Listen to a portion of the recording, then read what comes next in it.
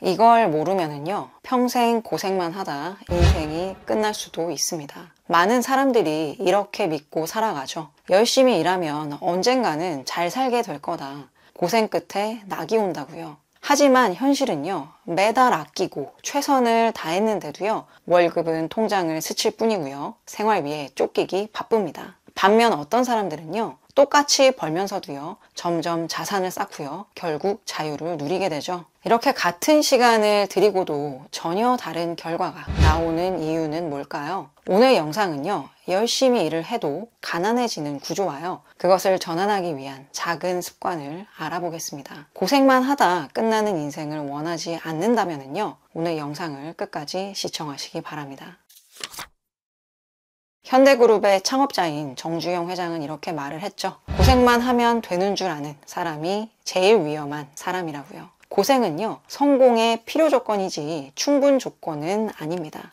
일을 열심히 하는 사람은 많아요. 하지만은요, 자기 머리로 생각을 하고 전략적으로 행동하는 사람은요, 매우 적습니다. 진짜 부자는요, 노동의 양보다요, 방향을 중요하게 여깁니다. 같은 1시간을 일해도요, 어떤 사람은 10,000원을 벌고요, 또 어떤 사람은 100만 원을 법니다. 그 차이를 만드는 거는요, 노동의 무게가 아니라요, 구조와 전략입니다. 누구보다 열심히 일을 했지만은요, 그것만으로는 부를 이룰 수가 없는 겁니다. 스노우폭스를 세계 1위 도시락 업체로 성장시켜서 8천억에 매각한 김승우 회장도 이렇게 말을 하죠. 지속 가능하고 반복 가능한 구조가 없으면 아무리 땀을 흘려도 자산은 쌓이지 않는다고요. 얼마나 열심히가 아니라요, 어떤 구조 안에서 일하느냐가 핵심인 겁니다. 반복 가능한 시스템이 없으면은요, 그 고생은요, 일회적인 사건일 뿐입니다. 김승우 회장은 빠르지도 않고 늦지도 않은 40대 초반에 단 한 장의 명함도 없이 시작했지만은요, 기업가 마인드를 적용해서요, 다양한 산업에서 성공을 했습니다. 사업을 노동이 아니라 구조로 접근했죠. 슈퍼마켓을 하든 금융회사를 운영하든 본질은 같다고 말합니다.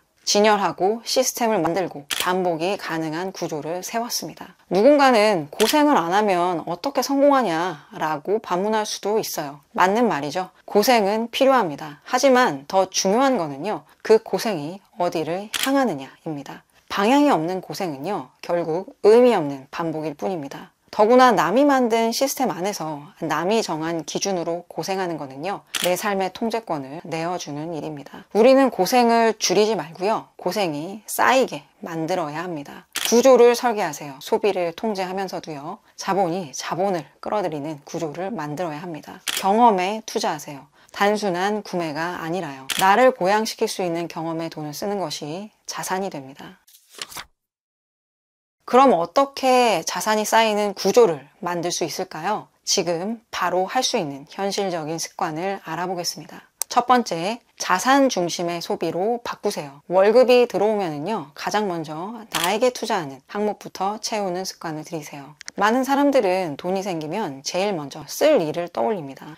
월세나 식비, 지인을 줄 선물, 여가비 같은 것들요. 그런데 정작 자신의 미래를 위해 써야 할 비용은요, 늘 맨 마지막에 배정이 됩니다. 문제는 바로 여기에 있습니다. 자산은요, 소비하고 남은 돈으로 만드는 것이 아니에요. 오히려 먼저 떼놓은 돈으로 자산을 형성해야 합니다. 예적금도 좋지만은요, 이자율이 높지 않아서 실질 구매력은 오히려 줄어드는 구조입니다. 반면에 S&P 500 ETF 같은 투자처는요, 시장의 흐름을 따라서요, 자산을 늘릴 수 있는 가능성이 있습니다. 물론 리스크가 있지만은요, 그렇기 때문에 분산과 장기 보유 전략을 함께 가져가야 하죠. 최소한 시장의 평균에는 도달할 수 있는 자산을 보유하게 되는 것입니다. 두 번째, 독서를 통해서 앞선 사람들의 지혜를 얻으세요. 독서는요, 가장 저렴하고 빠른 자기 성장의 수단입니다. 부자들은 시간을 사고요, 가난한 사람은 시간을 그냥 소비하죠. 책 한 권에는요, 한 사람이 수십 년간 실패하고 깨달은 통찰이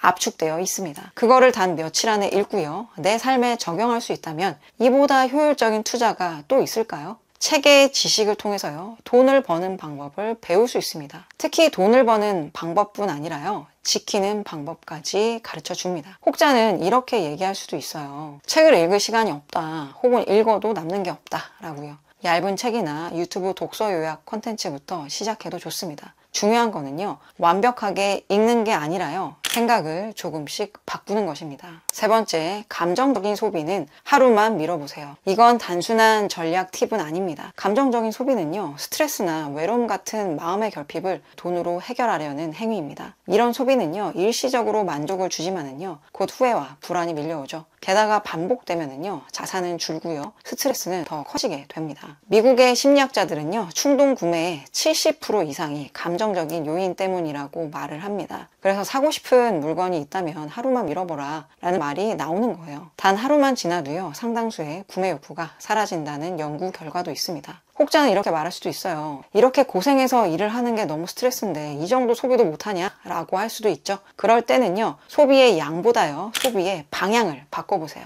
단순한 쇼핑 대신에요, 힐링이 되는 산책이나 명상이나 아니면 좋아하는 음악을 듣는데 시간을 쓰는 겁니다. 만족은 그대로지만요, 지출은 줄 수 있고요, 감정은 훨씬 안정될 수가 있습니다. 소득의 다변화를 시도하세요. 직장 하나, 월급 하나에만 의존하는 삶은요, 늘 불안정합니다. 세상은 계속 변하고 있고요, 기술은 점점 더 많은 사람을 대체하고 있습니다. 본업 외에 수입의 씨앗을 심는 것은요, 필수입니다. 그럼 어떻게 시작할까요? 블로그 운영이나 배당주 투자, 유튜브 채널 운영 같은 것을 시도해보세요.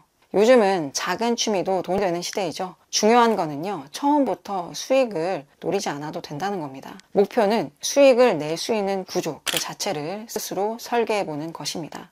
혹자는요, 본업도 벅찬데 부업까지 어떻게 하냐 라고 할 수도 있어요. 맞는 말입니다. 하지만 그게 꼭 추가 노동을 의미하지는 않아요. 돈이 바로 되지 않아도요, 내 관심 분야에 관해서 누군가에게 가치를 줄 수 있는 글을 쓰고 정보를 정리하는 작은 프로젝트를 하다 보면은요, 그 자체가요, 자산화된 지식이 되고요, 기회가 되었을 때 활용할 수 있게 됩니다.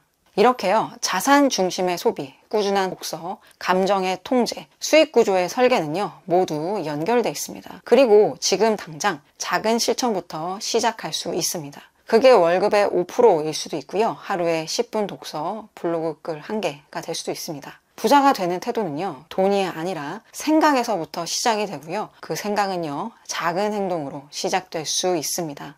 지금 내가 하는 소비가 자산을 만들고 있는지, 내가 보내는 이 시간이 미래에 원하는 삶을 선택할 수 있는 자유로 이어지는지 하루 한 번만이라도요, 스스로에게 물어보세요. 나는 지금 고생을 쌓고 있는지 아니면 그저 흘려보내고 있는지, 그 물음에 답을 하면서요, 작은 실천을 오늘부터 시작하는 겁니다. 아주 작은 변화가 쌓여서 삶의 구조 전체를 바꾸게 될 것입니다. 오늘 이 영상이요, 여러분의 방향을 찾는데 작은 시작이 되었길 바랍니다. 그럼 오늘도 끝까지 시청해 주셔서 감사합니다. 행복한 하루 되세요. 감사합니다.